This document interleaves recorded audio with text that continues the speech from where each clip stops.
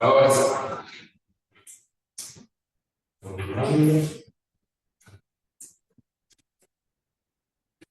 Hoy día vamos a hablar respecto, ya en nuestra tercera clase y última, vamos a hablar respecto a los resultados de aprendizaje. Fue algo que quedó pendiente la semana pasada. Me gustaría que quienes están de manera remota me puedan decir si se escucha bien. Sí, se Ay, escucha bien. Sí. gracias, Marufa, ¿cómo estás? Hola, hola. Como les Se decía, escucha vamos a bien. hablar a los resultados de aprendizaje, cómo están compuestos, para qué sirven, de dónde vienen. Y antes que eso, antes de comenzar con este tema, me gustaría preguntarles a ustedes qué recuerdan, porque está directamente ligado, qué recuerdan respecto a lo que es el alineamiento constructivo. ¿Qué me puede decir? ¿Quién se acuerda de lo que es el alineamiento constructivo? Pregunta para los que están de manera remota y los que están de manera presencial. Profesora. Es la coherencia entre los resultados de aprendizaje, el método de enseñanza y el método de evaluación. Súper, muy bien.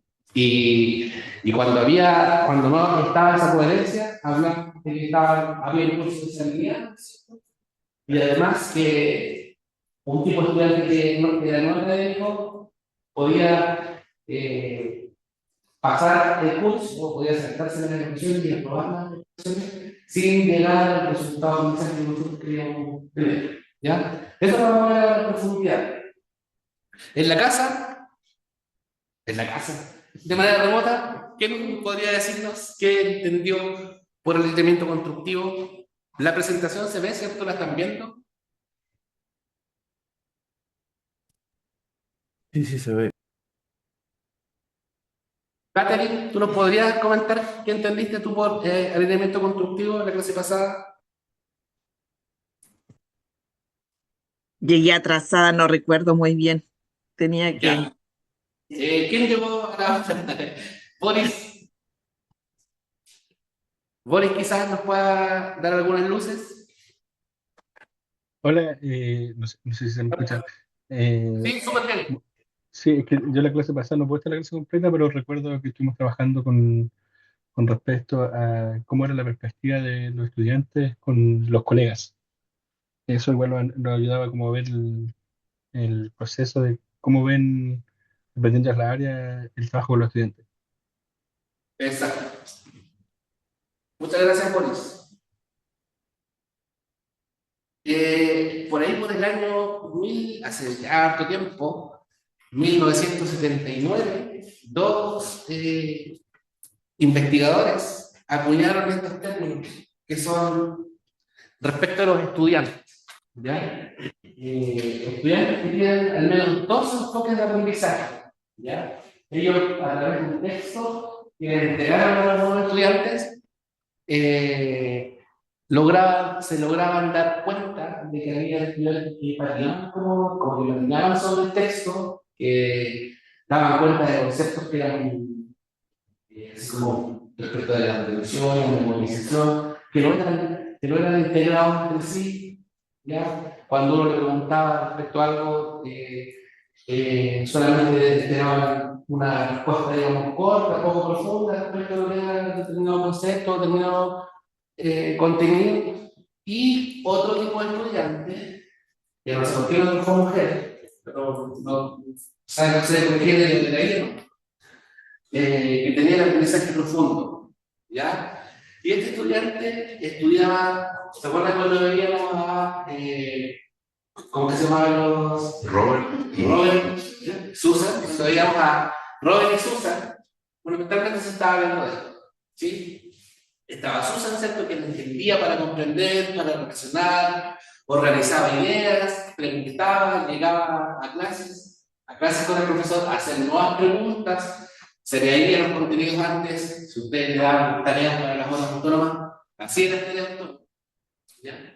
Y lograba explicarle a sus propios compañeros de mejor manera los aprendizajes que tenían. Ya entonces, por ejemplo, pudiésemos decir que era, o que pudiese ser una buena ayudante, ¿ya? Para trabajar con ellos. En cambio, estaba de otro Robert, que estudiaba principalmente para tener un cartón, como se ve en el video, preguntaba siempre que entra en la prueba, ¿sí? Se enfocaba en la nota y en lo mínimo que quería, ¿ya? Entonces, obviamente estos dos enfoques de aprendizaje no son como puros, ¿ya?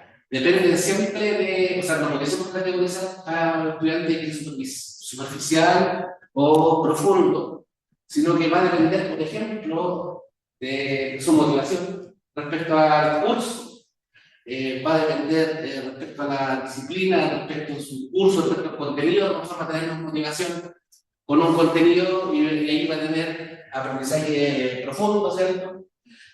O va a tener menos motivación respecto a un contenido, o va a tener más prejuicio respecto a un contenido, por tanto va a desarrollar un aprendizaje superficial.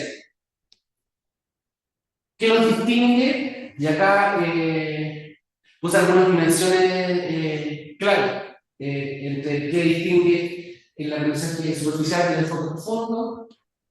Ya, el enfoque profundo implica comprender lo que habíamos hablado, profundizar ideas, dar significado a estas ideas y poder transferir a nuevos contextos. ¿Ya? Son aquellos estudiantes que, cuando uno les pide que den una respuesta espaciales por todas las mallas curriculares, cuando estábamos en segundo estudiamos esto, yo lo puedo relacionar con lo que estamos viendo ahora, ¿sí? No solamente se centra en un aspecto, ¿ya?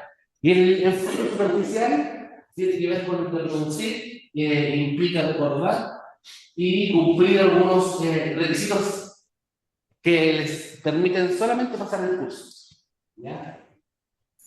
Aquí hay algunas dimensiones claves respecto a la intención cognitiva. El aprendizaje profundo busca comprender, ¿cierto? En el superficial, recordar, cubrir la materia y aprobar el curso. Respecto al procesamiento cognitivo, elaboración, realización, acá memorización literal, fragmentación de la música. ¿Cómo se va a relacionar con el aprendizaje previo? Y esto que hablábamos, ¿cierto? De que el estudiante con enfoque superficial oral daba cuenta de trozos de información que están desconectados. El tema de la motivación que acabamos de hablar, las conductas de estudio, las técnicas de estudio que tienen los distintos tipos de estudiantes listan, ¿ya? Las preferencias evaluativas, ¿ya? En el caso de los estudiantes de aprendizaje profundo, buscan y quieren tener tareas donde le exigen la aplicación, ¿ya? La argumentación, versus este otro estudiante, cuando veíamos a Rod, que preguntaba qué entra en la prueba, ¿sí? Y más o menos ya en tercer año le empezaba a agarrar como la mano al profe, sabía más o menos que iba a entrar en la prueba y con eso le bastaba, ya no quería profundizar. Respecto a sus resultados típicos, una mejor comprensión, obviamente de aprendizaje profundo, una transferencia o poder mostrar un desempeño con lo que aprende en clase. Y en el fondo superficial, dificultad de transferencia, poca comprensión, ahí comprensión de aspectos que no están unidos entre ellos. ¿Cómo se puede mirar esto en la sala de clases? ¿Cómo lo podemos observar nosotros en la sala de clases más o menos para comenzar a pensar a nuestros estudiantes e ir mirando esta pregunta, que esa puede ser eso? Más o menos más igual. Repito, el entendido de que ninguno de estos dos enfoques es puro, ¿sí? Puede ser uno de los dos. Enfoque profundo, pregunta por causas, supuestos, relaciones. Y acá, obviamente, no se repite el tema si entra o no la copia de definiciones en el aprendizaje superficial. Solo está fijado en la nota, ya divide, cuando trabaja en grupo, divide los trabajos y cada uno hace su parte, ¿sí? Él pega la parte que le corresponde solamente, versus el estudiante o el estudiante de aprendizaje profundo argumenta, contacta evidencias, participa en el grupo, el líder dentro de su grupo, organiza las ideas que van a trabajar, etc.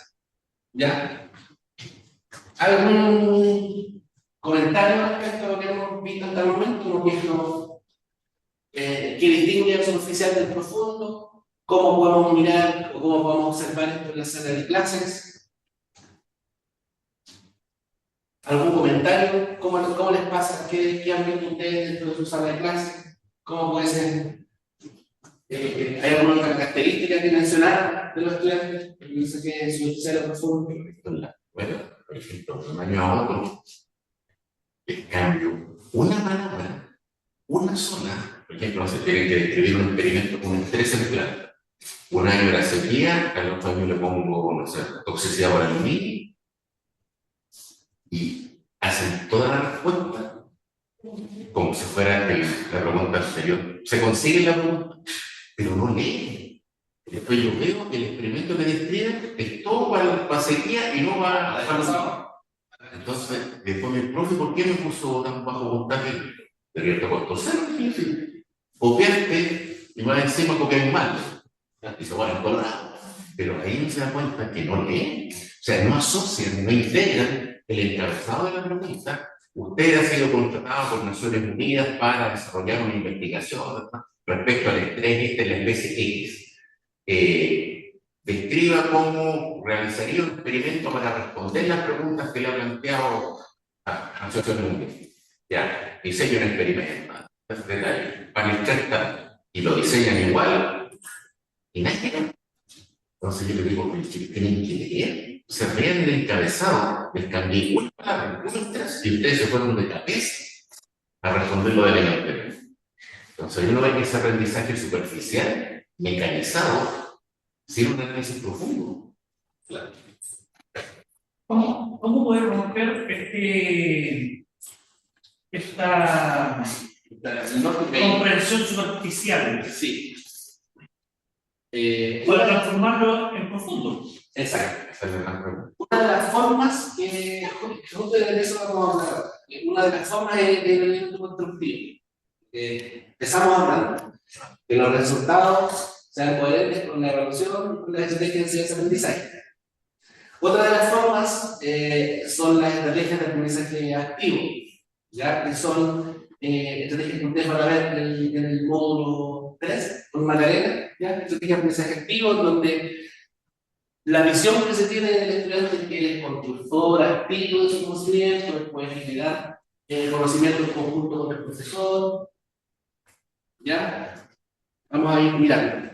Acá, ¿qué debemos considerar y cómo podemos promover? Aquí está su pregunta, profesor, del aprendizaje profundo. Con propósitos claros y significativos cercanos a la profesión. Eso también es. Y cuando hablamos de propósito, hablamos, por ejemplo, de la redacción de los resultados de aprendizaje. Activación de conocimientos previos, experiencias que son desafiantes, que son auténticas, donde los estudiantes tengan que mostrar más allá de dar cuenta más allá de dar cuenta de aspectos por separado, de contenidos por separado, que pueden integrarse en un desempeño. ¿Ya? El trabajo en equipo y, por otro lado, la retroalimentación permanente entre las evaluaciones. Y por eso es que la guía de diseño, yo creo que vamos a ver un poquito más, también se plantea que luego de la evaluación se debe saber al menos una clase donde uno como docente retroalimenta a los estudiantes para que ellos sepan en qué se equivocaron, cuáles son sus fortalezas, ¿ya? Porque eso igual nos ayuda a esto, a profundizar o a promover dentro de la sala de clases el aprendizaje profundo. Acá hay algunas estrategias que tienen respaldo de evidencia en la educación superior. Obviamente, hola, adelante.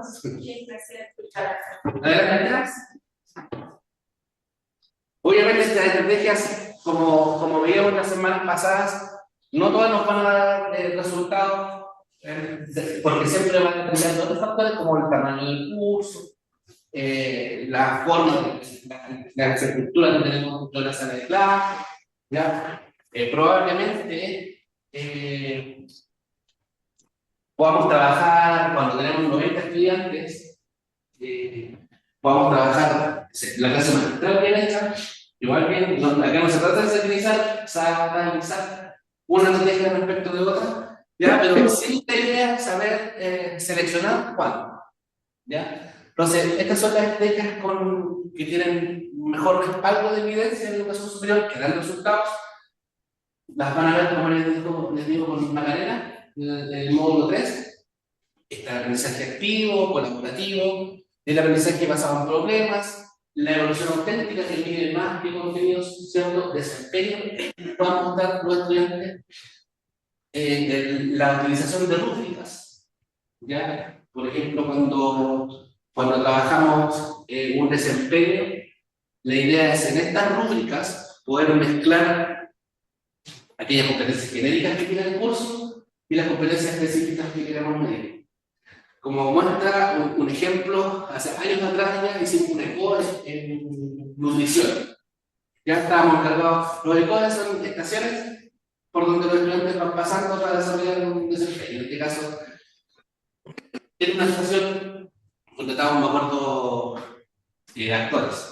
Entonces, en una ocasión tenía que atender a una paciente que estaba embarazada, después había un niño que tenía una persona con discapacidad, sí, así distinto, una persona obesa, una persona que tenía un gripe, sí. Distintos temáticas. ¿Aló? Sí, es que sabes que te quería hacer un comentario y una consulta respecto a estas técnicas para lograr el aprendizaje profundo. Te comento, ¿me se escucha bien? Sí. Ya. Mira, te comento, yo hago este semestre clases en un curso en segundo año, en una carrera, y hago en cuarto año en otra carrera. Y son dos materias distintas, y lo que me ha pasado es que en el curso que es de segundo año, es un curso relativamente pequeño, son 25 personas, y ha sido súper difícil para mí hacer un aprendizaje profundo. Te comento, he hecho clases expositivas, he hecho trabajo en grupo, los he hecho hacer videos, he hecho aplicaciones prácticas de cómo los contenidos se aplican a su futuro laboral, los he hecho hacer aprendizaje basado en problemas, de todo. Y terrible, terrible la experiencia de ese curso. Terrible en el sentido que los estudiantes no hacen el mismo esfuerzo para contestar lo mínimo, van a clases porque tengo que pasarle lista y es parte de los requisitos del curso. Sí, muy, muy triste la situación. En el curso de la otra carrera, que era a cuarto año, son 70 estudiantes. He hecho otras cosas y ha sido pero maravilloso. Entonces, ahí el tema es, y ahí va mi pregunta. Imagínate, con condiciones adversas, este curso que es mucho más numeroso, que la materia es mucho más compleja que el de segundo año, que podrían ser variables externas que te influirían que fuera más difícil hacer un aprendizaje profundo. Pero me ha ido mejor en el curso que tiene estas condiciones, entre comillas, externas más complejas. Entonces, la pregunta es, ¿qué hacer en estos casos en que la actitud del estudiante, o sea, no logran modificarla? Porque, en serio, yo he hecho de todo en ese curso, como te digo, videos que hagan video de los conceptos, que trabajan en grupo, le he hecho aprendizaje basado en problemas, le he hecho trabajo grupal donde tienen que aplicar un problema específico, de todo. Así que de repente uno dice, ¿qué más hacer respecto a este aprendizaje profundo cuando la actitud hacia la materia del estudiante no es el mínimo esfuerzo? ¿Y cómo, Maruja, tú te has dado cuenta de que ellos no llegan al aprendizaje profundo a través de las evaluaciones? Y de su comportamiento también, pues de su actitud en el sentido de que en clases, por ejemplo, no hacen esas cosas, por ejemplo, no preguntan, yo les tengo que casi obligar con así como, ¿usted qué opina de esto? Y usted, qué sé yo. No hay interacción, no hay discusión, nada, se quedan ahí mirando. Es una cosa pero dramática para mí, te juro. Nunca me había tocado una experiencia así, en serio. Se quedan mirando. Es una cosa impresionante. Ahí como conversábamos un tiempo atrás, quizás podemos ir mirando cada uno, ¿cierto? Lo primero, el elemento constructivo, y tiene que ver con, veamos cómo está formulado el resultado de aprendizaje, cómo estás evaluando, cómo, qué actividades estás haciendo con ellos dentro de la sala de clases, eso por un lado. Y por otro lado, quizás poder mirar esto que hablamos acá, ¿cierto? ¿Cuánto de esto estamos haciendo para propiciar también el aprendizaje? Entiendo que, claro, hay un aspecto importante que es la motivación del estudiante y nosotros, si bien nos podemos hacer cargo de una parte, no del todo. Claro, es que por Se eso puede te tener que ver con... planteo, porque tengo la contramuestra, por decirlo así. Te fijas, tengo los estudiantes de la otra carrera y tengo ¿Pero unos era el mismo superiores. curso? ¿Es el mismo curso? ¿Es el No, mismo no, curso? no Ya. es el mismo curso. A lo mejor Pero, es pero, tenido del curso... pero te digo que es la contramuestra en respecto a la metodología de enseñanza utilizada, porque son las mismas. Y en condiciones más adversas en el curso de cuarto año. Entonces, y los resultados son distintos. Entonces, ahí eso Para hacer es la ciertos cursos. pregunta.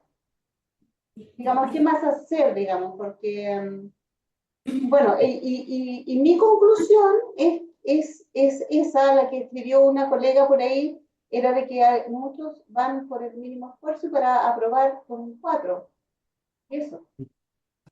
Gracias, Maruja, por tu comentario. Lidia, ¿quieres decir algo? Sí, que quería consultar en realidad respecto de un poco lo que ella estaba planteando de que realmente con un curso numeroso y que si da resultados, el otro aplico el mismo tipo de estrategia que realmente no resulta.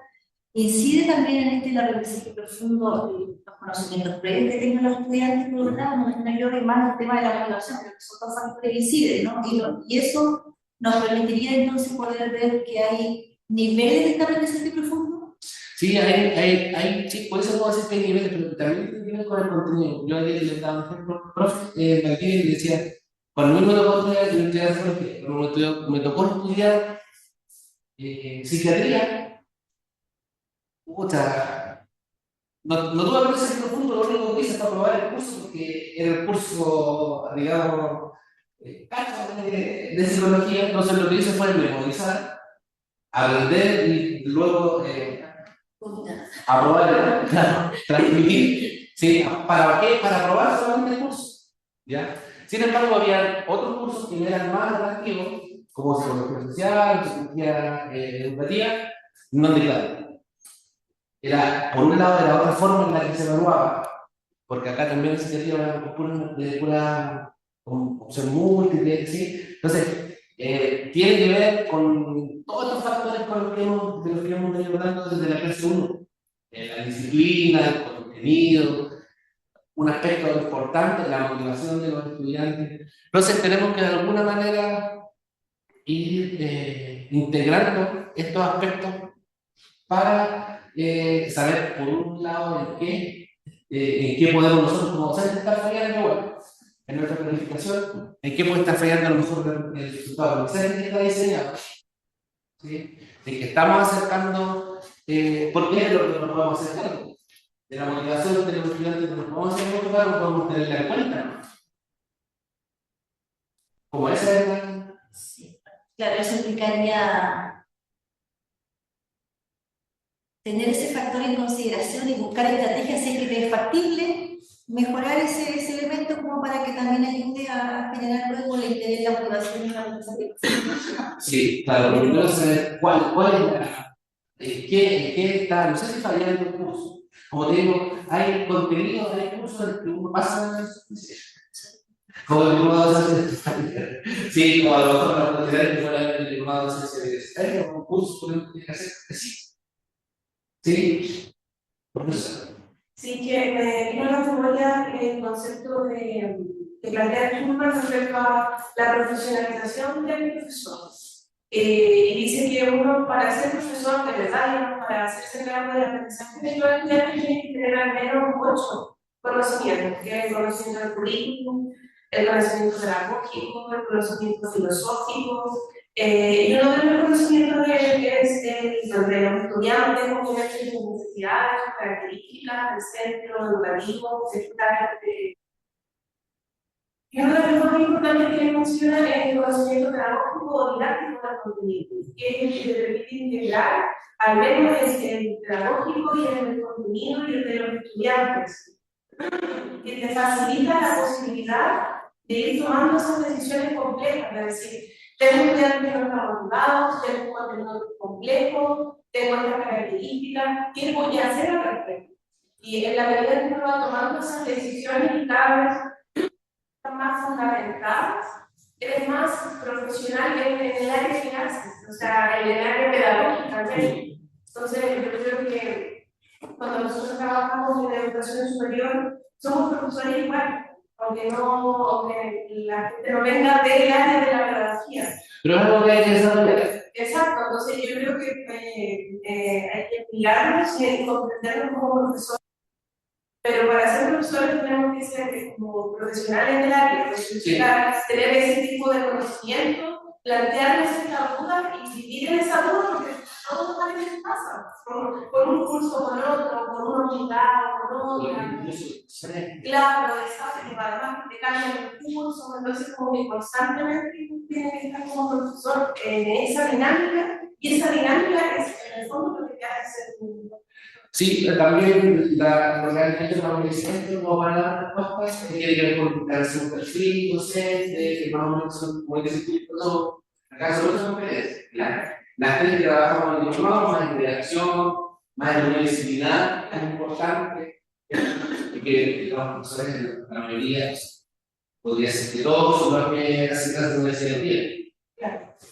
Y porque se asume que, por ejemplo, yo o una persona que veterinario empleado quiso especializarse de nuevo, porque se especializó en cómo hacer carne, se especializó en animales, hizo doctorado en otra cosa. ¿Sí? Por tanto, investiga respecto a eso, la universidad hay dos opciones, la investigación y docente, entonces, ¿cómo va conjugando eso? Sergio, a ver, me sale un poco el tema, pero si yo necesito saber y hacer un perfil de mis estudiantes semestralmente, ¿a quién debería recurrir? ¿Quién tiene estadísticas? ¿Quién tiene? Estadística respecto a los estudiantes, ¿se acuerdan que les subí el ingreso? En la primera clase vimos cómo eran los estudiantes de ingreso y vimos por cada uno de las carreras. Entonces, el jefe de carrera o la jefa de carrera puede tener, o sea, tiene que tener esa estadística. ¿Sí? Pero igual como general de la carrera, no del año en específico. No, de la carrera, la corte de ingreso, el perfil de ingreso del año 2026 actualmente tiene que estar en el poder de los jefes de carrera. ¿Qué fue lo que yo le subí? Sí. Sí. Sí, ahí le decía. No es por año, no es por año. No, sí, por año. No, pero porque si yo hago clases, sí. No es tan específico. Ahí le vi, no es tan específico. No, yo no sé si podemos ver. No, igual se cree que me parece Sí, es que yo lo que yo les entregué es una perfil de ingreso que es de las. Claro, es un dato genérico. Sí, un dato general. Claro, no, pero por ejemplo, ella plantea, porque yo claro, ella tiene que preparar su curso, su grupo. Porque entonces es una explicación de docente. Entonces, ella tiene datos. Yo una carrera, ¿tiene esto? Pregúntale a la directora, pregúntale a la secretaria, la otra secretaria. ¿Pero hay datos como cuáles? Por ejemplo, matrícula de quinto año. Cantidad de estudiantes que tienen que podían tomar electivos o los optativos de optimización. ¿Cuántos podían? ¿Cuántos son mujeres? ¿Cuántos son hombres? Sí, eso tiene que ver con el y datos así no tienen el futuro de carrera. Ahora, si queréis meterte con tu en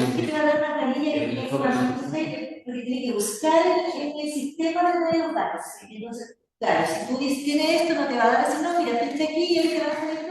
No hay que poseer ahí. No, son casos. Claro, tú vas filtrando. Sí, claro. Yo tuve que hacer la batalla. Entonces hemos conversado, ¿cierto?, respecto a dos tipos de estudiantes. Uno con aprendizaje superficial, se centra en los aislados, otro con aprendizaje profundo, en donde existe una necesidad sentida de abordar las tareas que le entrega el profesor. Y son aquellos que, por ejemplo, cuando hacemos clases al revés, cuando les dejamos, les decimos, para la próxima clase tienen que traer, desarrollar aguantes cuestionarios que cada educa, ¿sí? Lo hacen, llegan con él, y te llegan a hacer preguntas en la hora mixta, en la hora presencial. Otros factores que estimulan a adoptar un enfoque superficial por parte de acá, si se fijan, tenemos en paralelo por parte del estudiante, ¿ya? Que es lo que hemos estado hablando, pero también por parte de nosotros como docentes. ¿Ya? Entonces, ¿qué hacemos nosotros para que los estudiantes adopten un enfoque superficial? Enseñar de manera poco sistemática, presentando datos aislados, ¿sí? Evaluar datos independientes con preguntas cortas, dejar tiempo suficiente para que se dediquen de lleno a las tareas. ¿Ya? Para que se dediquen de lleno a las tareas cuando el profesor está presente en las clases, en las horas mixtas. Porque se supone que lo que nosotros vamos a evaluar, se supone que los estudiantes tienen que llegar a la respuesta con nosotros antes de ser evaluados. ¿Sí? Tienen que pasar, tienen que mostrar el desempeño.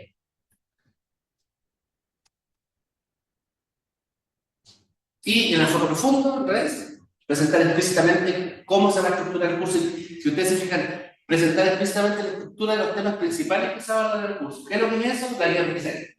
¿Ya? Entonces ahí lo que se recomienda es, todas las primeras clases de nuestro curso es mostrar su guía de aprendizaje, mostrar a los estudiantes cuáles son los contenidos que entran, cómo van a ser evaluados, cómo se evalúa el curso, qué van a hacer dentro de la sala de clases con ellos. ¿Ya? Enseñar con los aprendizajes previos, cuestionar y erradicar concepciones erróneas de los estudiantes, establecer una interacción cercana con ellos, enseñar y evaluar de manera que estimule la atmósfera de trabajo positiva y enfatizar la profundidad del aprendizaje en vez de amplitud de cobertura. ¿Ya? Y lo otro que habíamos hablado al inicio, utilizar metodologías activas, ¿ya? Que es lo que van a ver en el módulo 3. Otro aspecto que es importante, porque en relación, digamos, a este enunciado de acá, una enseñanza eficaz y pertinente consiste en conseguir que la mayoría de los estudiantes de un curso utilicen procesos cognitivos de nivel superior. Por ejemplo, sintetizar, construir, mostrar un desempeño, elaborar, argumentar, ¿ya? Que usan de forma espontánea los estudiantes más académicos o los estudiantes con aprendizaje profundo. El aprendizaje, entonces, será el resultado de esta enseñanza constructiva en la medida que se plantean las actividades adecuadas para alcanzar los resultados de aprendizaje. Entonces, una de las cosas y otra respuesta a cómo podemos vincular nosotros el aprendizaje profundo es el uso de taxonomías. ¿Ya? En las taxonomías nosotros podemos ver verbos, ¿sí? que son habilidades cognitivas que van desde lo más desde lo no competente o poco relevante a lo más relevante y a la utilización de habilidades cognitivas de nivel superior. ¿Ya? Yo acá pongo siempre 3 o 4 ejemplos de taxonomía porque en realidad nosotros utilizamos esta taxonomía, la taxonomía solo. Pero a mí me da lo mismo en realidad qué taxonomía ocupen, la idea es que se base en una y que sea, digamos, o que desarrolle procesos cognitivos de nivel superior. ¿Ya? La taxonomía solo, que es una que plantea Vix, dice que el estudiante va desde la incompetencia hasta el abstracto entendido. ¿Ya? La incompetencia, ¿cierto? No conoce, no sabe. Y el aprendiz, bueno, está en este aspecto, es decir, si nosotros ocupamos nuestro resultado de aprendizaje, verbos que se identifican, nombres, signos y letras simples, vamos a seguir acá, situándonos en una aprendizaje superficial. Sin embargo, cuando integramos verbos que van desde el nivel 3 hacia adelante, en donde el estudiante tiene que aplicar, explicar causas, justificar, formular, crear, diseñar, ¿sí? Estaríamos dando cuenta de un aprendizaje profundo. ¿Y por qué? Porque si ustedes se fijan, en el nivel uniestructural, el estudiante da cuenta de un solo aspecto relevante de algo, ¿sí? En el nivel multiestructural da cuenta de muchos aspectos relevantes, o de 5 aspectos relevantes de algo, pero que no están integrados. Y acá en el nivel 3 se empieza a integrarlo en una estructura, ¿sí? Y luego en el nivel 4, y ahí aparece el estudiante que yo les decía al inicio, que se pasea por el itinerario informativo dando una respuesta cuando uno le pregunta por estar cuarto año. Como vimos en primer año, esto es así, porque esto, ¿sí? Porque la teoría que vimos, ¿sí? Da respuestas complejas, ¿ya? Y puede generalizar a nuevos niños y puede transmitirle a sus demás compañeros. Entonces, antes del coffee, lo que quiero que veamos en una actividad. ¿Y por qué no está? Se lo borró. Ahí está. Ahora vamos a verlo. Vamos a ver los estables. ¿Qué hora es? Un cuarto para las 3. ¿Le parece que a las 3 pasamos? Sí. ¿Ya? Para seguir.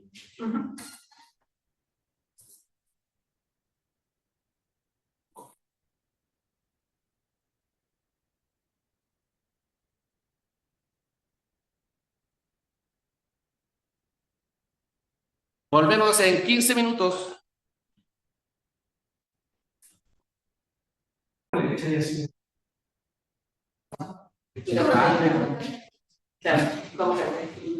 Seguimos entonces, porque hoy vamos a trabajar en la... Hola. ¿Cómo le va? ¿Está bien? Vamos a trabajar hoy día en la elaboración y en la revisión de los resultados del aprendizaje, por eso les pedí que te quieran una guía. ¿Ya? Entonces, lo primero, si ustedes se fijan, para desarrollar lo curricular, el aprendizaje basado en competencias, si ustedes se fijan, se empieza desde el perfil de ingreso, es decir, qué características, qué competencias va a tener el estudiante cuando salga de la casa. Entonces se empieza, se dice, va a jugar y salir. ¿Sí? Luego de eso, en ese perfil de ingreso, se hace todo un estudio, ¿cierto? Se le pregunta a los empleadores, a los alumni, a los docentes, a los alumnos, cuáles son las competencias que debiese tener un estudiante salido de la Universidad Católica, ¿sí? Se hace de ahí una utilización con una metodología que se llama Turing, y desde ahí se definen estas competencias del perfil de ingreso. Luego de eso, ¿qué tenemos? El nivel de desarrollo de las competencias, ¿ya? Tenemos, dependiendo del ciclo formativo, tenemos un nivel inicial, ¿cierto? Competencias de nivel 1, nivel intermedio, competencias de nivel 2, y nivel terminal, final, competencias de nivel 3. Luego de eso, ¿qué hacemos? Hacemos los itinerarios formativos, ¿ya? Entonces, dentro de cada uno de los niveles, hacemos la malla curricular. Cómo se despliegan las competencias concretas, cómo se despliegan a través de los 5 años que dura la carrera, esas competencias. ¿Ya? Y luego de eso, llegamos a lo microcurricular. Ustedes se fijan esto de las competencias de ingreso humano, ingreso curricular, el tema de los itinerarios formativos, y llegamos a los microcurricular, y que son los resultados de aprendizaje de nuestro curso. ¿Ya? Los resultados de aprendizaje, hay algunas preguntas que pueden facilitar su elaboración. ¿Ya? La primera de ellas es en qué nivel se debe ubicar el curso, cómo se relaciona con otro curso, con los otros cursos, y cuáles son, y por eso es que en la guía de aprendizaje, antes de los resultados de aprendizaje, ¿cierto? Salen las competencias genéricas y las competencias específicas de nuestro curso y su nivel, con una descripción. ¿Ya? Entonces, más o menos, ya nos están indicando hasta dónde tiene que llegar el estudiante, porque es progresivo, de nivel 1, 2 y 3. ¿Ya? ¿Qué aprendizaje va a tener que demostrar que el estudiante al finalizar el curso? Esa es la pregunta clave de los resultados de aprendizaje. ¿Qué atributos de calidad o cualidades deben tener los desempeños que me muestren? Y ahí tenemos, ¿cierto?, la competencia específica con sus atributos de calidad y la competencia genérica. ¿Cómo se espera que estudiante demuestre sus aprendizajes y aquí nos pueden dar algunas pistas respecto de cómo esperamos nosotros que el estudiante demuestre su aprendizaje a través de la evaluación, ¿cierto? Entonces, por eso es que nosotros antes teníamos diseñado el programa de diplomado planificación, estrategias, evaluación. Y ahora lo necesitamos planificación, evaluación, ya de manera de nosotros pensar cómo, qué va a hacer nuestro estudiante al finalizar el curso, cómo vamos a evaluar eso, ¿ya? Y después, el módulo 3, ¿qué vamos a hacer en la sala de clases para que ellos logren el resultado primero? ¿Ya? ¿Cómo se formulan los resultados de aprendizaje? Se formulan, al igual que el diseño de pasado como es, se formulan en la clase de la línea, ¿ya? Entonces, lo primero que nos vamos a preguntar es el contexto profesional, ¿ya? Se refiere al escenario o ámbito del quehacer en que el profesional va a llevar a cabo una actuación, ¿ya? ¿Dónde? En empresas, en pymes, en microempresas, en pequeñas empresas, en grandes empresas, ¿sí? El desempeño de la actuación, que hablábamos que venía de las competencias genéricas y específicas, lo que nos preguntan es ¿qué desempeño deberá demostrar el estudiante al finalizar el curso? Va a tener que saber realizar unos autocálculos, va a tener que saber elaborar un ensayo, ¿ya? Pero un ensayo que tenga algunas otras características, por ejemplo, una competencia genérica que sea útil, ¿ya? O que dé cuenta de la diversidad o el respeto y valorización de la diversidad de todas las competencias técnicas que tenemos. Y un verbo indicativo.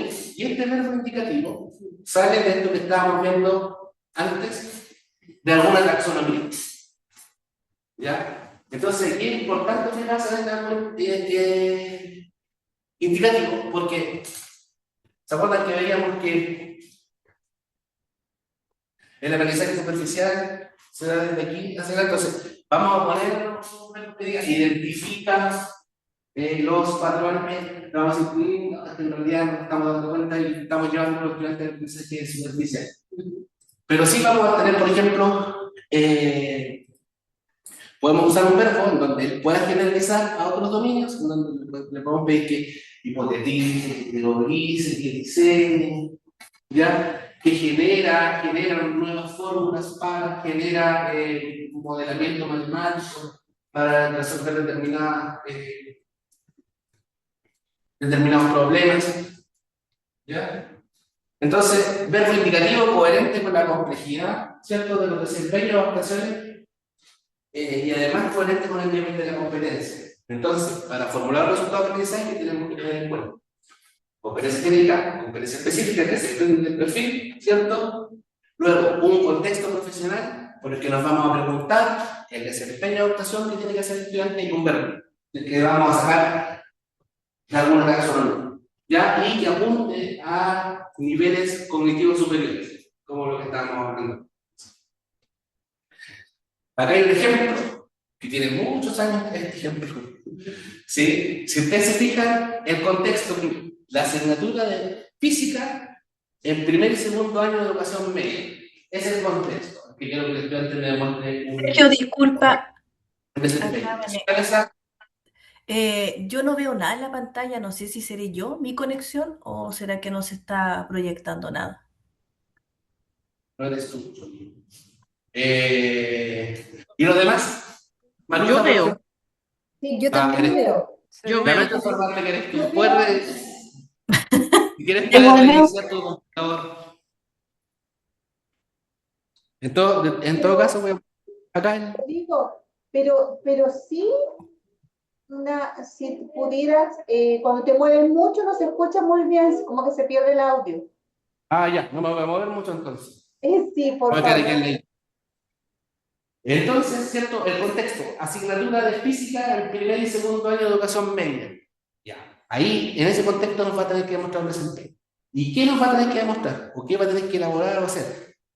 Va a tener una propuesta didáctica de evaluación de los aprendizajes, coherente con las orientaciones de público nacional y en las particularidades de ese contexto, orientado al desarrollo del proceso de orden cognitivo superior. Entonces, probablemente que la competencia específica en ti sea diseña actividades de enseñanza-aprendizaje o diseña propuestas didácticas en donde incluye, ¿cierto? Por un lado nos está diciendo que sea coherente con el currículum nacional. Eso ya es algo que nos puede dar pistas para evaluar, ¿cierto? Por otro lado, nos están diciendo que demos cuenta que consideremos las particularidades de los estudiantes, ¿sí? Y por otro lado, que sean orientados a procesos de orden cognitivo. Entonces, ¿qué tenemos que tener? Coherente con el contexto nacional, consideren las particularidades del estudiante y procesos cognitivos de orden superior. Y luego, ¿qué le vamos a pedir? Que conozca, que repita, que memorice una propuesta didáctica. Le dijimos que no, ¿cierto? Porque está muy abajo en el nivel cognitivo que estamos pidiendo a los estudiantes, nos estaríamos llevando a un aprendizaje superficial, sino que va a diseñar. ¿Ya? Ese sería el verbo de acción. Entonces sería diseño de una propuesta didáctica y evaluación de aprendizajes coherente con las orientaciones del currículum nacional, las particularidades de sus estudiantes, orientado al proceso cognitivo de orden superior de la asignatura física en primer y segundo año de educación media. ¿Cuál es la conferencia genérica? Valoración y respeto de la diversidad. ¿Por qué? Porque está, ¿cierto?, considerando las particularidades del estudiante. Y la conferencia específica, que es de educación, me parece que es de párrafo, es diseño de la enseñanza y evaluación del proceso pedagógico, ¿ya? Que tienen las dos sus respectivas descripciones.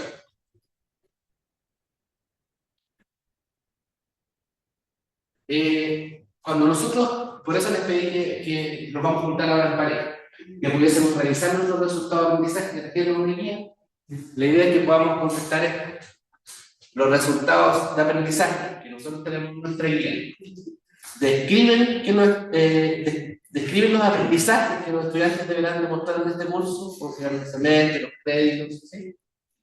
Evidencia los aprendizajes que deberán demostrar al finalizar el curso, es decir, y aquí estamos dando cuenta de la taxonomía. El verbo nos alcanza, se nos queda corto, se nos queda, ¿sí?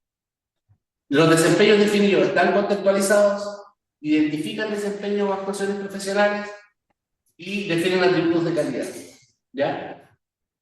Entonces la idea es que podamos juntarnos en pareja.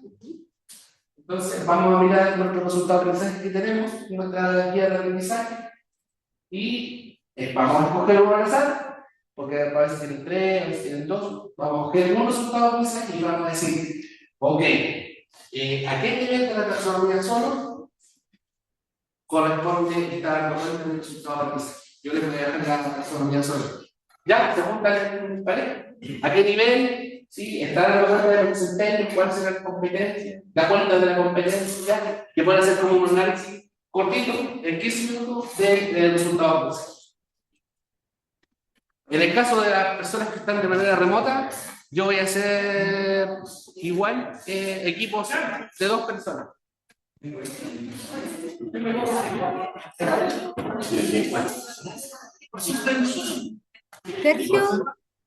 Sergio, ¿me escuchas? Sí. ¿Podemos trabajar con Vanessa? Como las dos estamos en el mismo programa, creo que sería óptimo. Voy a tratar de enviarte al mismo grupo de Vanessa, porque se van a generar de manera aleatoria. Pero nos podemos conectar por nuestro lado y bueno, ok, bueno, me parece. Gracias. Sergio, yo estoy trabajando con Carmina junto también, así que podemos trabajar de pareja. Ya, ok. ¿Se puede empezar?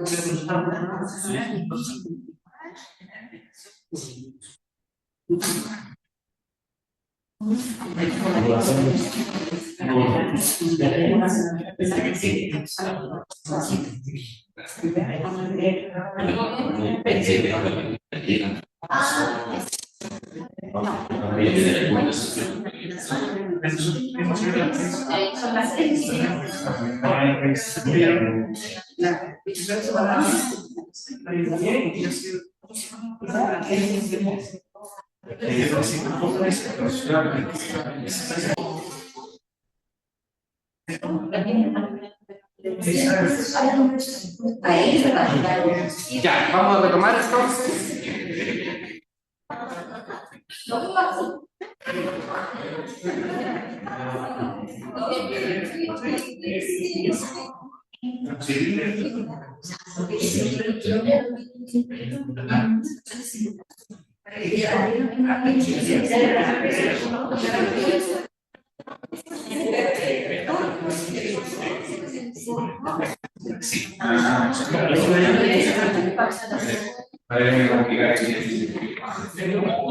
Entonces el grupo de 15 van a comenzar, así que lo escuchamos atentamente. Ahí sí, el para los que nos van a contar cuáles son los resultados de aprendizaje y qué cosas encontraron.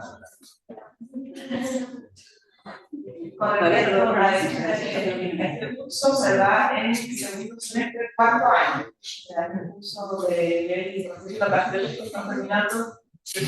¿Y de veterinaria? De veterinaria, sí. Se llama Tecnología de los Alimentos e Inocuidad Alimentaria. Estamos conversando de que había mucha inflación entre las competencias genéricas específicas y los resultados de aprendizaje, donde coincidían los verbos y los objetivos. En el caso de la competencia específica, en este caso es salud pública, y la genérica es actuación ética.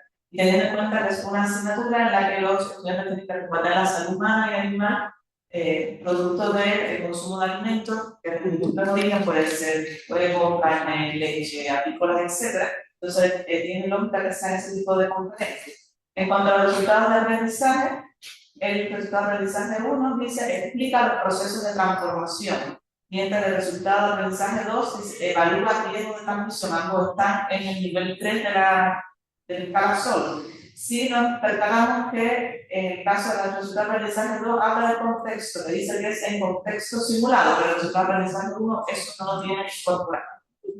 De manera general está bien articulado los resultados de aprendizaje para las competencias médicas y específicas. ¿No sucedió así en el otro caso?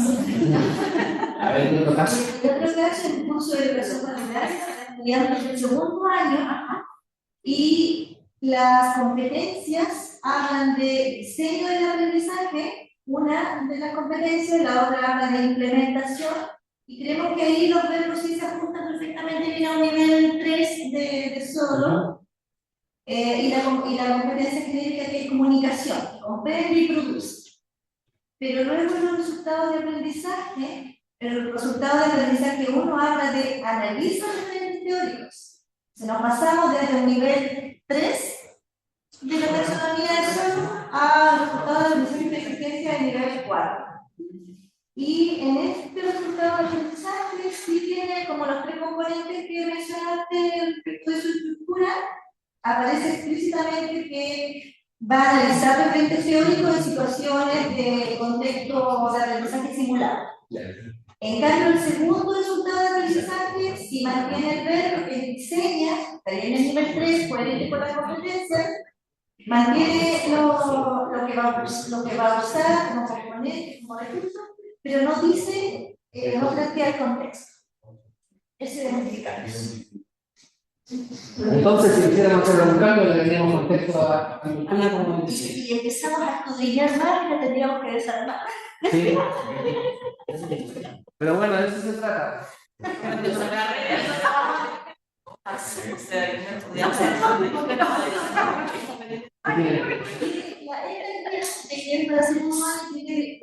lo que es la descripción de la experiencia y experiencia tiene textos.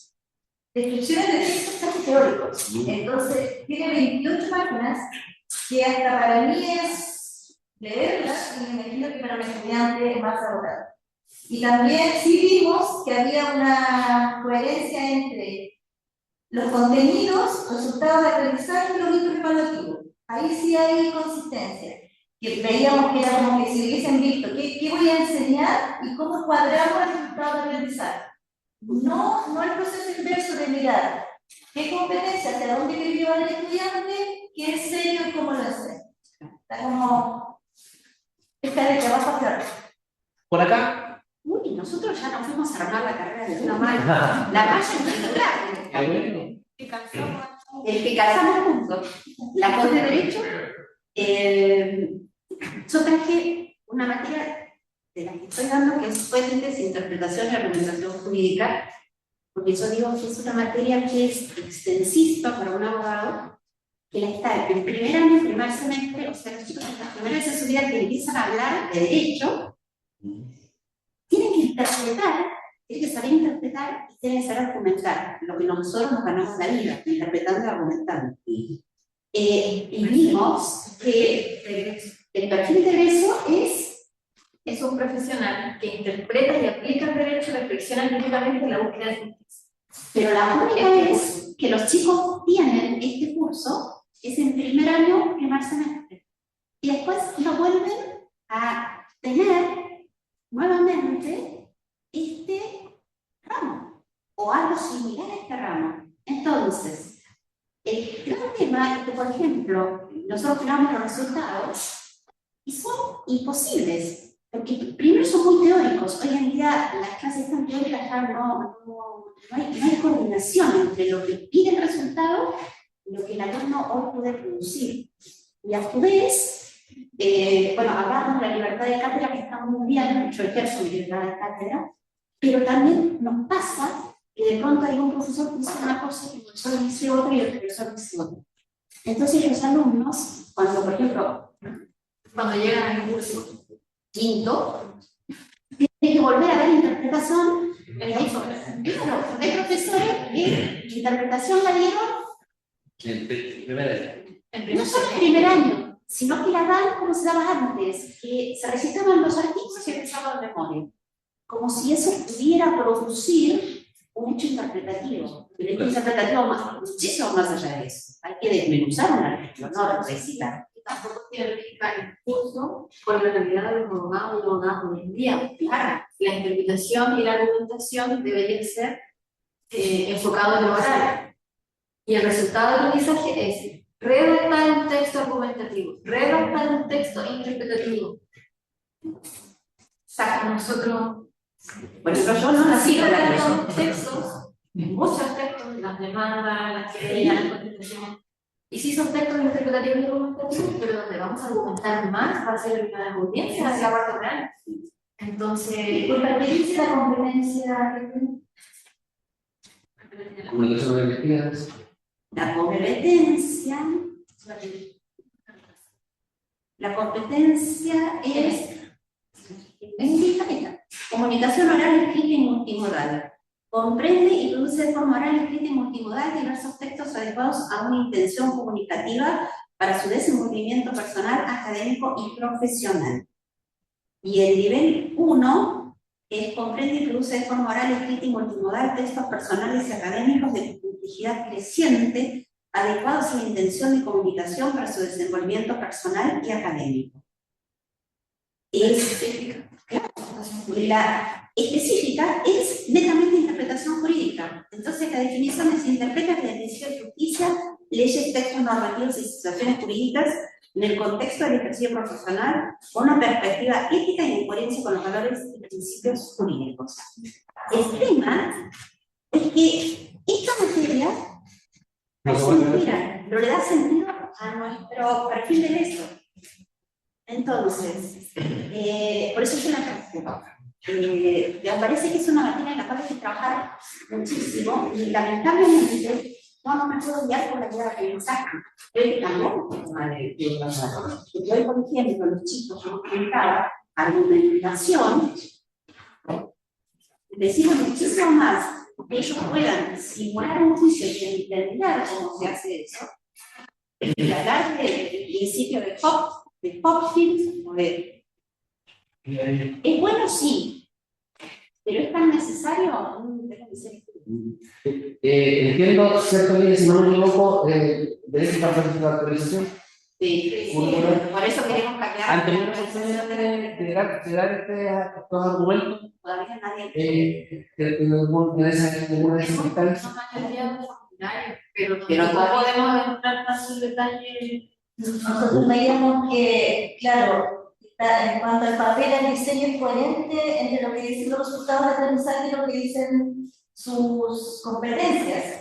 Pero claro, no se ajusta a las necesidades del contexto y ahí viene la parte que es importante, el contexto dentro del resultado de aprendizaje. ¿Es lo que quieren estudiar? ¿Debería hacer eso? Se sale el perfil. Sí, claro. Ese es el gran tema. Sí, que tengo súper importante, creo yo. ¿En qué momento uno debería hacer esta retroalimentación? Nosotros en la agronomía se está elaborando el plan 4, se están actualizando todos los contenidos, el consejo asesor externo, toda la gente se ha llamado. Pero nosotros no nos hemos preguntado y los cursos ya están más o menos armados. Están esperando mandar todos los externos a Maya, que pase por el consejo superior y aprobándose el término. Pero esta retroalimentación. No. Hay como un consejo reducido donde algunos académicos, se supone que los ellos están representando a distintas áreas digamos, profesionales. ¿Qué pasa? Se supone que las actualizaciones pasan por la carrera, por todo el cuerpo académico de la carrera, donde participan todos los profesores, y luego pasa a facultad. O sea, a nosotros Ya sale de grupo, para acá se hace. a nosotros me hicieron llegar un formulario de Google con 5 preguntas. Es imposible contar. No podríamos. ¿Cómo no poder contar una realidad? ¿Y ustedes son profesoras part-time o planta? Quizás por ahí está el tema, porque como no las puedo obligar a participar en los comités culturales, a lo mejor por eso no las invitan. Sería bueno que las invitaran. Los comités forman Por los planes, exacto. Por los planes. Sí. Pero le vamos a decir que las inviten. Bueno, los platas sé que están también Sí. siguiendo, porque no todos los platas están de acuerdo con la malla tal cual está hoy, porque la malla tiene varias cosas que no son, tiene estos problemas y siguen manteniendo los mismos problemas.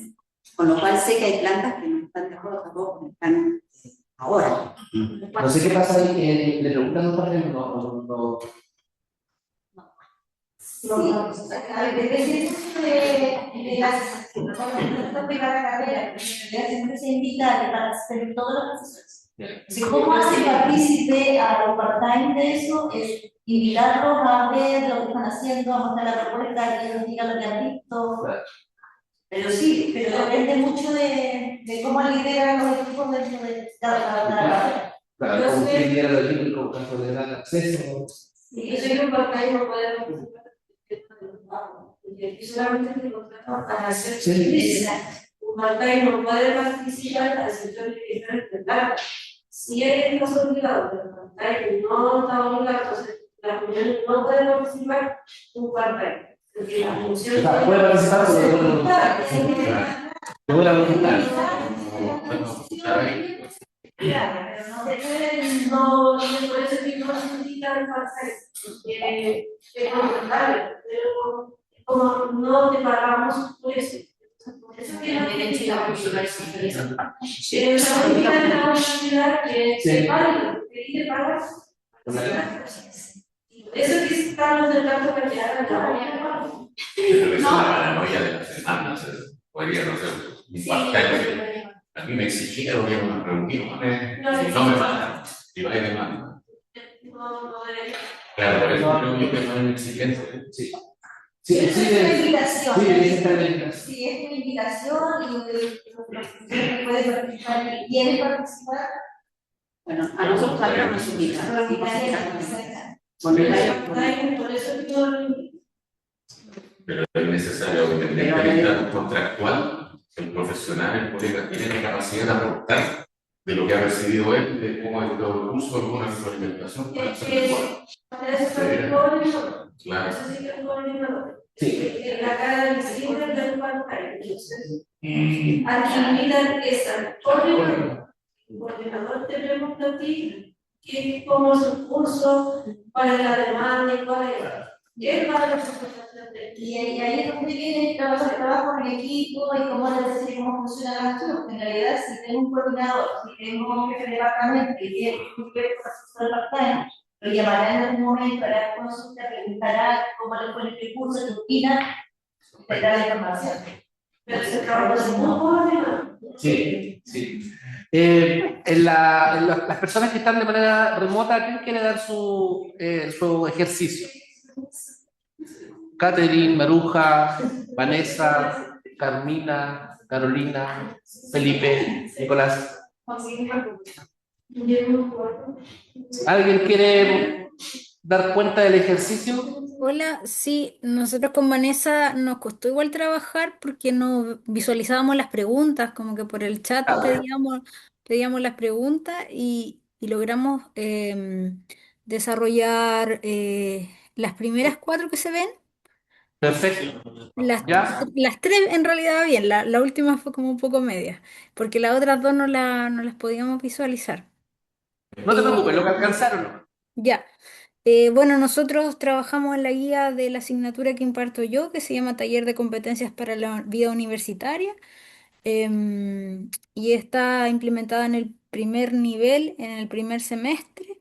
Se relaciona con la asignatura TCBU2, que se imparte el segundo semestre, pero también a nivel transversal, como es el programa de bachiller, se vincula transversalmente porque es una asignatura que entrega acompañamiento y adaptación a la vida universitaria. Entonces, nosotros cruzamos un poco también las otras asignaturas.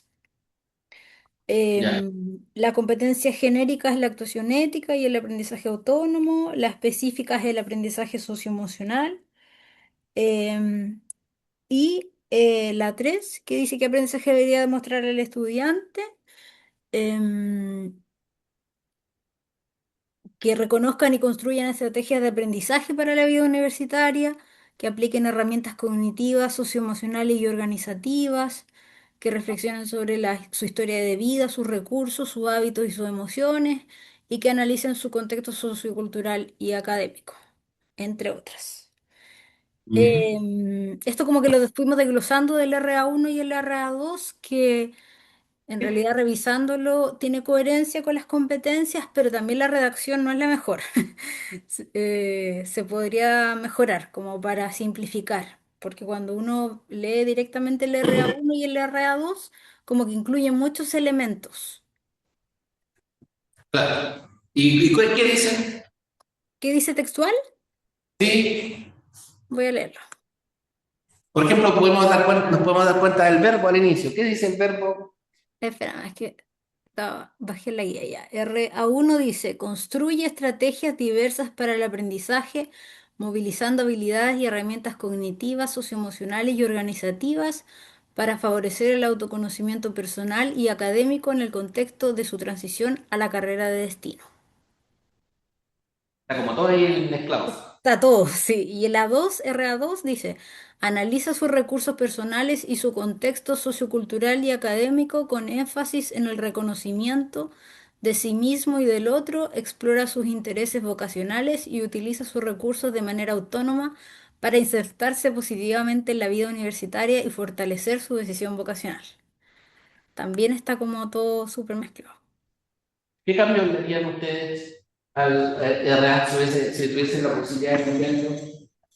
Yo pensaba en reducirlo, como reducir un poco, o sea, como enfocar uno en uno y otro en otro, y como poder reducirlo. Ya. Claro, uno en el tema de autoconocimiento y el otro tema de diseño de propuestas. Estrategias, sí, Ya, sí, súper. eso. Muchas gracias. Eso fue lo que alcanzamos a trabajar porque Oh, súper tengo bien. algunos problemas técnicos para No hay problema. visualizar la 2.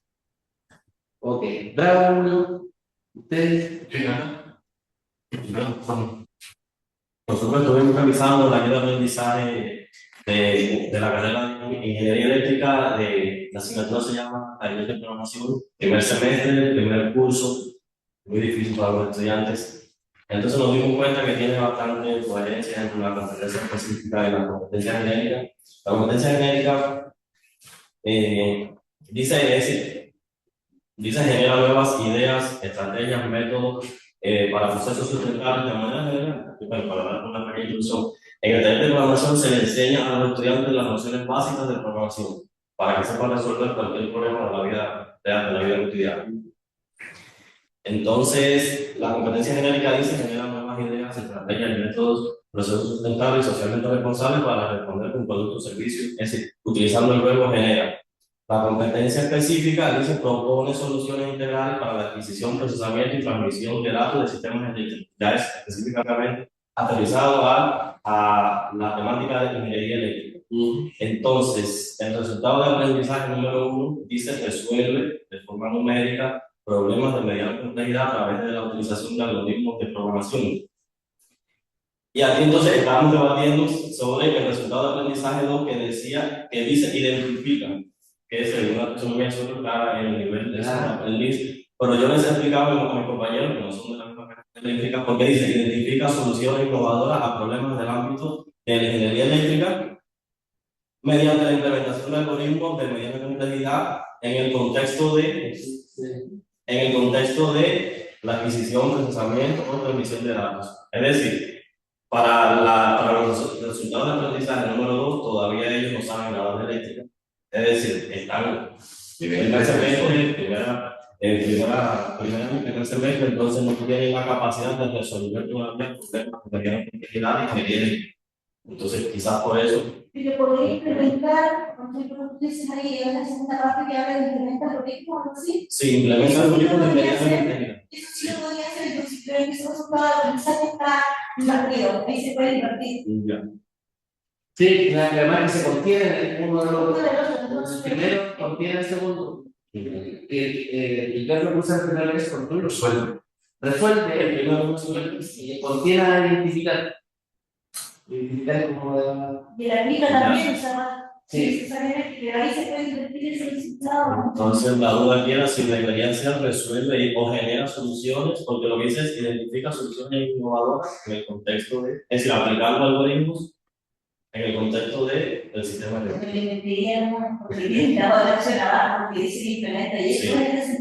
Sí, implementa. Ya, pero ahí implementa, ya estaríamos en la categoría 4 del solo, ¿cierto? Porque tiene que integrar cosas, programar, reconocer datos, integrarlos, identificar. Por eso es que te decía que contenía al verbo. Yo creo que ya como tarea para la casa. Como la última entrega, digamos, nosotros, ustedes saben, siempre recibimos guías de aprendizaje para validar, ¿ya? Y esa la hacemos con una pauta que está escrita, entonces esa pauta yo se la subía a Educa, sí, hoy día, y la idea es que ustedes puedan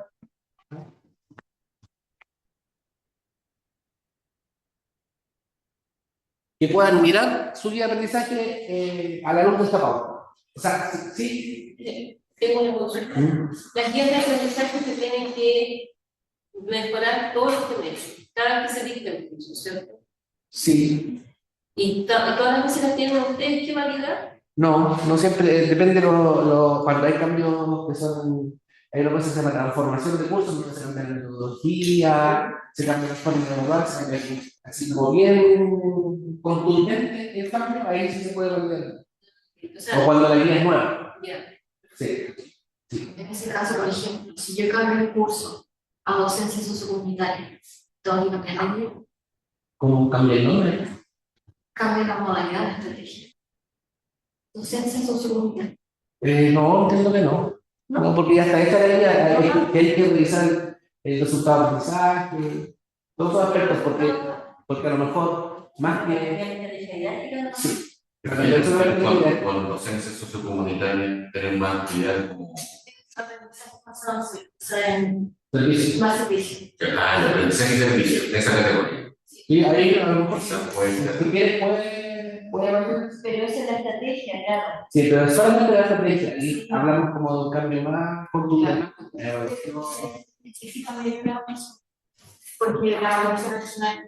Para que sea coherente, tienen que cambiar. Para que sea coherente, entonces comunitario voy a ver el proceso y también se necesita que va a cambiar el resultado de aprendizaje. Entonces, de que hay cambios como mucho más complejos y ahí sí puedes cambiar. Pero lo demás sí lo puede cambiar, pues, se puede cambiar la estrategia, se puede cambiar el uso, Sí. se puede cambiar eso. Pero ella no tiene que decir que son de procesos comunitarios. Boris, ¿tiene alguna consulta? Hola, sí, bueno, no sé si se me escucha. Sí, se escucha bien. Perfecto. Bueno, creo que Carmina igual tenía una consulta que estaba antes que yo, no sé si la quiere hacer ella primero. Sí, disculpa que no vi quién levantó la mano primero, pero Hola. ya Carmina. Hola. Carmina. Sí, perdón, voy a ver si puedo hacer. Hola. Mi consulta tiene un poco que ver con esto de la validación de las guías de aprendizaje, sobre todo cuando son, por ejemplo, cursos en los cuales nosotros estamos haciendo clases, pero nosotros no armamos el programa. Entonces el programa viene con sus resultados de aprendizaje, con sus competencias, ¿cierto? Con los contenidos.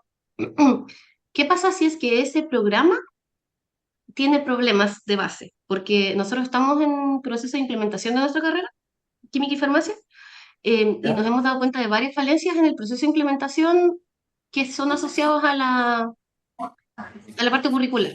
Sí, ahí Entonces, se supone que ahí el procedimiento es jefe de carrera, plantearle esto y ver si se puede solicitar cambios, ajustes menores o mayores respecto al sí, es que, programa.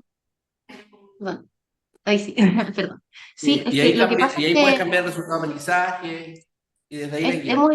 hemos estado viendo eso con él, pero son igual varios programas. Él igual es nuevo, llegó ahora en marzo. Y nosotros en general estamos todos más o menos nuevos, porque la carrera igual tiene poquitos años. Sí. Pero igual mi duda es, uno, mientras esos ajustes menores no estén hechos, porque igual se demoran en aprobarse, yo tengo que igual preparar mi guía de aprendizaje con cómo está hecha el programa, me imagino.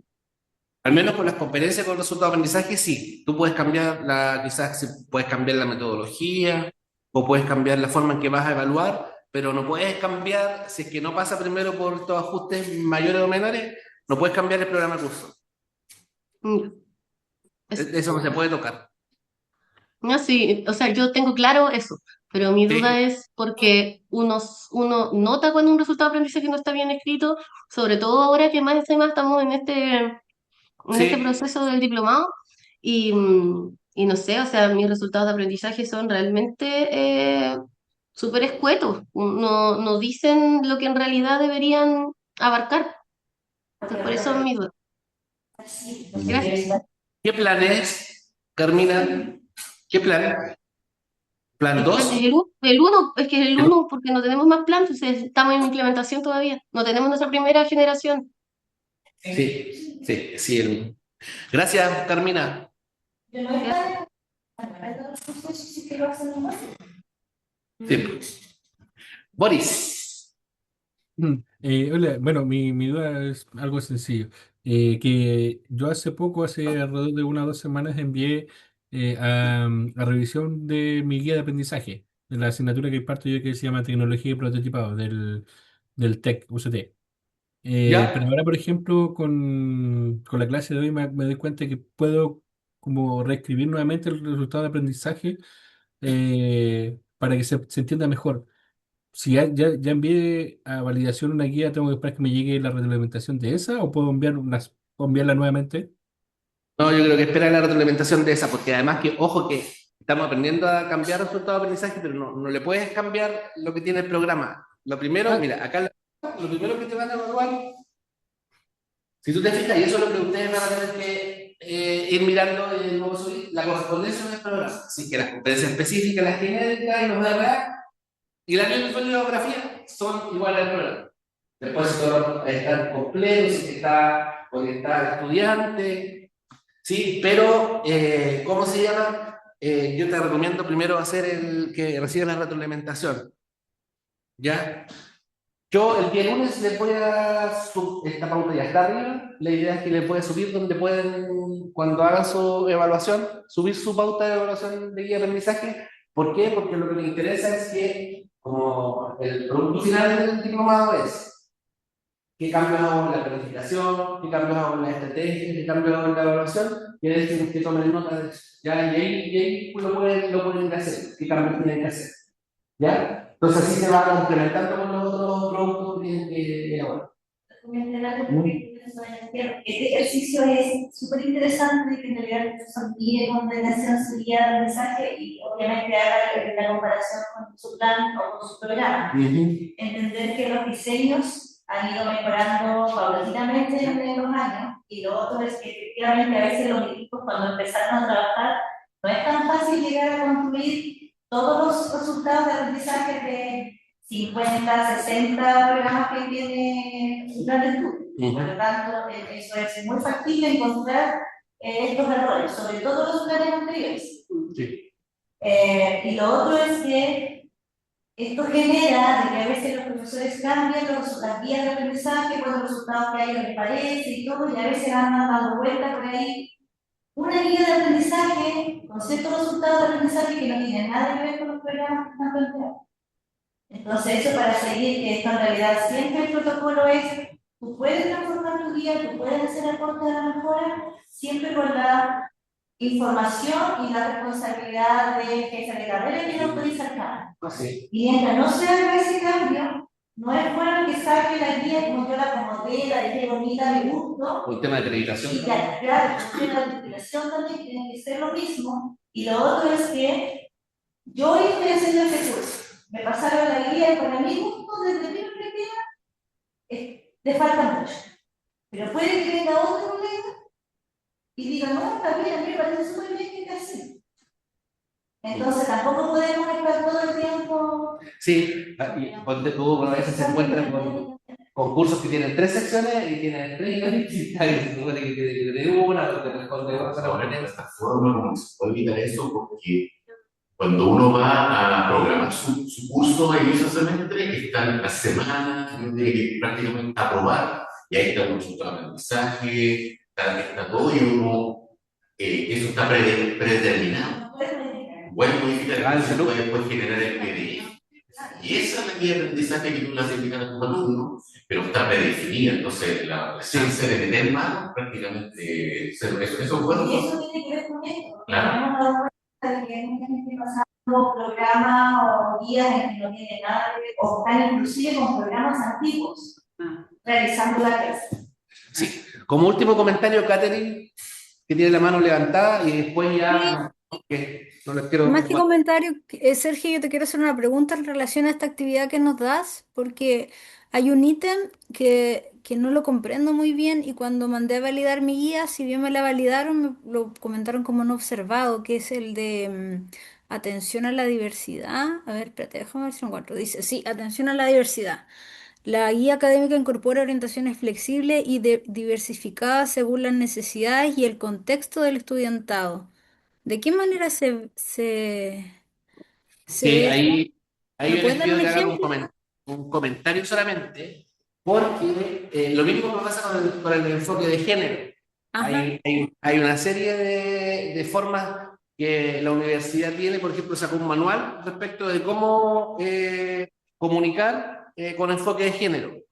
Entonces, se supone que se deben incluir, pero ese ítem 4 y 5, por lo general, queda como bien a criterio de la persona que evalúa, porque tampoco se les puede exigir a los profesores si no se hace formación en enfoque de género a todos. Sería un curso de esa línea. Sí. Y también atención a la diversidad, ¿ya? Entonces queda como bien a criterio. Pero ¿me puede dar un ejemplo de cómo se podría demostrar? Por ejemplo, con evaluaciones diferenciadas para estudiantes que tengan, no sé, necesidades educativas especiales o dentro de la sala de clase. Se le evalúa a los estudiantes de forma Claro, es que oral. eso viene por Cereti, pues son ajustes razonables, entonces no me parece pertinente incluirlo en una guía que es como genérica, pues. Yo tuve la misma duda Pero- con esas clases porque mi curso lo hice con enfoque de género. Entonces yo quería demostrarlo en la guía y me dijeron que una de las formas de demostrarlo era con la bibliografía, que por ejemplo hubiera un equilibrio entre autores varones o de género femenino y masculino. Entonces es una forma de mostrar perspectiva de género en la guía. Y también el trabajo realizado en clase donde tú demuestras en la guía que tú hablas con lenguaje no genérico. Por ejemplo, dices las estudiantes o los estudiantes, pero no escriben los, sino que usan el arroba o la X. Entonces son formas de demostrar. O el estudiantado. El estudiantado, sí. Claro, es que el enfoque de género me queda mucho más claro. De hecho, yo Que por la ejemplo organización tengo un es- lenguaje neutral, como realizaremos. Y ahí después por orientación le agregué las y los estudiantes, pero como está orientado al estudiante, fue como, esta semana realizaremos. Pero el atención a la diversidad no me queda claro Sí, cómo por ejemplo, poder... acá se plantea el tema de que sea un lenguaje claro, que lo puedan entender los distintos estudiantes, que los estudiantes, por ejemplo, puedan realizar las mismas actividades independiente de lo que hablábamos en la clase 1, independiente de las herramientas que tengan, que sean diversificadas, que puedan dar cuenta del aprendizaje con distintas herramientas. Puede ser eso. A veces la Sí. investigación es como lo que se trabajaba en el grupo del colegio, Sí. es como entregar la mayor cantidad de formas para que los estudiantes puedan acceder a una el conocimiento. Exacto. Por ejemplo, que no sean mayoritariamente clases magistrales, que haya debate, mesa redonda, que trabajen en grupo, que trabajen individualmente, que trabajen en grupo, pasen a la pizarra, que escriban en el cuaderno. Esa diversificación ayuda a prestar atención a la diversidad para aquellos estudiantes que son más tímidos, que son más extrovertidos, que tienen mayor dominio del lenguaje oral, del escrito. Entonces, a veces la diversificación pasa por la estrategia y las actividades en sí que hacen los estudiantes. Sí, yo les voy a subir por lo pronto, hay algunos instructivos, protocolos para el trabajo de esto, se lo puede subir a la plataforma, bueno. Ya, gracias. Gracias a ti, Catherine. Me despido, que estén bien, que descansen. Nos vemos en 2 semanas más con ¿qué más fue? Respecto a los módulos, cada uno de